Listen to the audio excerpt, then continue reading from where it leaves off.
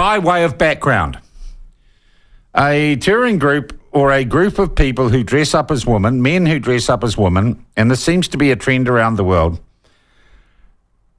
and I don't know why, and I think it's weird personally, want to read stories to children, and public libraries seem to be their preferred place to read stories to children as they're dressed up as parodies of women in what has been called woman face. And for some reason, councils and other organisations think that's perfectly fine, and it's a trend around the world. And Rotorua Council was going to stand up to the so-called TERFs, the people who don't like blokes dressing up in tights and reading stories to children because they think it's pervy, and I have to say I'm one of them. Rotorua Council had this big debate about and said it was going to go ahead with it, and then yesterday announced it's not because of health and safety concerns. And health and safety concerns have been used by a number of organisations to block a various number of events that they simply politically don't like, most notably Massey University and Don Brash. Also, I think Speak Up for Women have fallen foul of this. And one organisation that doesn't believe that way of banning free speech is the Free Speech Union, and they join us now. In fact, Jonathan Ayling joins us now. Jonathan, I like the outcome of this process, but not the process itself.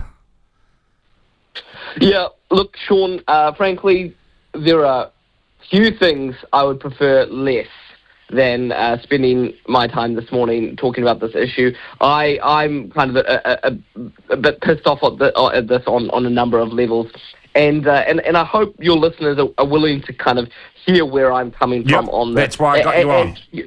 You and I have agree on some things, disagree on other things. As you know, I'm a strong Christian. I have a traditional worldview on many of issues relating to kind of the way society operates. And so it won't take much to guess what my opinion is on the subject. Yep. And yet, despite that, we have a barrage come out accusing us of wanting to stand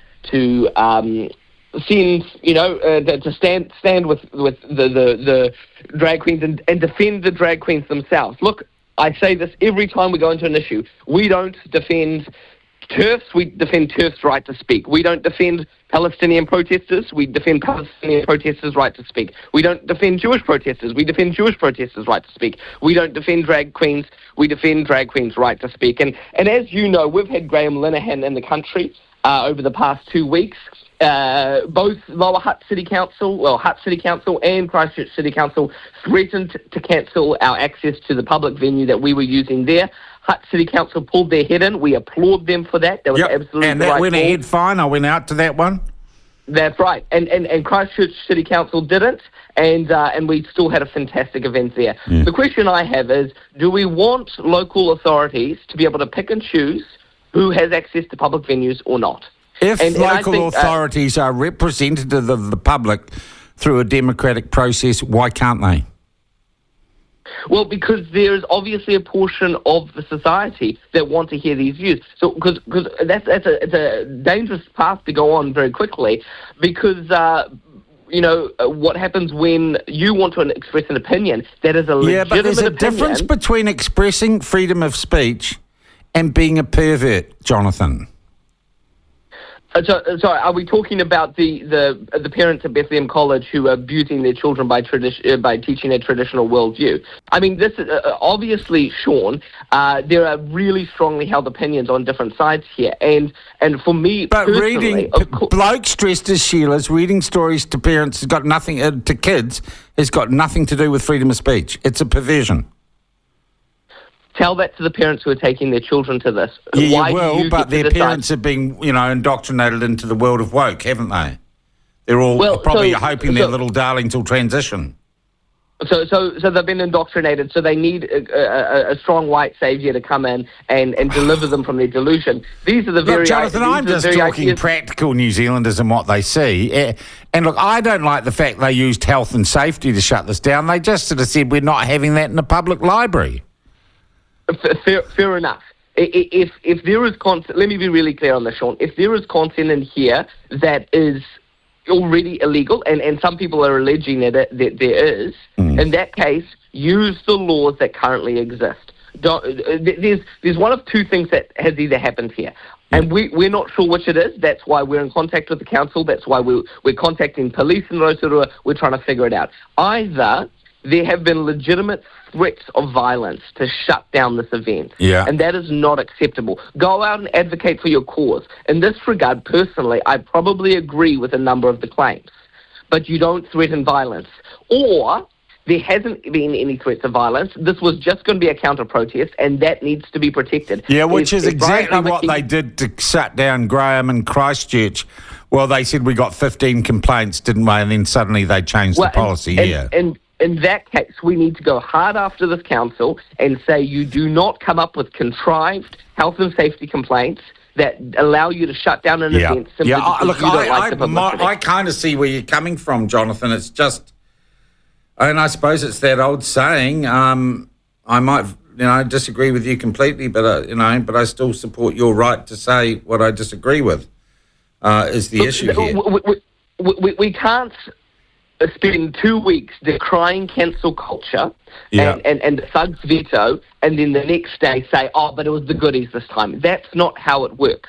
If on the substance, personally, I have a lot of time for the complaints that are being made, but the way you go about it is exactly you talk to your representatives, you counter protest, you use counter speech, you beat bad ideas with better ideas. You don't shut people down. And I just think if this is a precedent we're going to run on, before long it's going to come back and bite the people who are celebrating today. And what happens then? What happens when the shoe's on the other foot? What we need is a principled commitment to say individuals get to choose the opinions that they hear. And if it's children, their caregivers or their parents get to. If it's illegal content, that's different.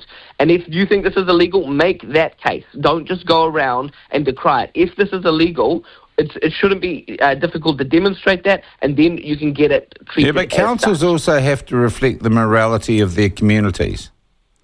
Oh, and really? I come back to it, a basic thing. This is blokes who dress up as parodies of women reading stories to children. It just seems perverted to me, Jonathan. Does it not seem perverted to you? Personally, I absolutely think it is. You think it's a perversion?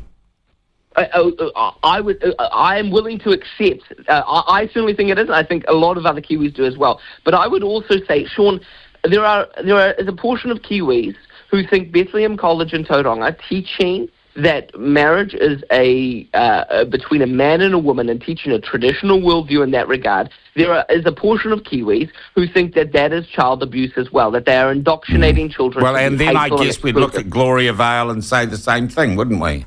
No, but parents need to be able to. I do not accept, Sean, that councils have any role. And my wife is a district councillor. She has no role in deciding the moral status of our society.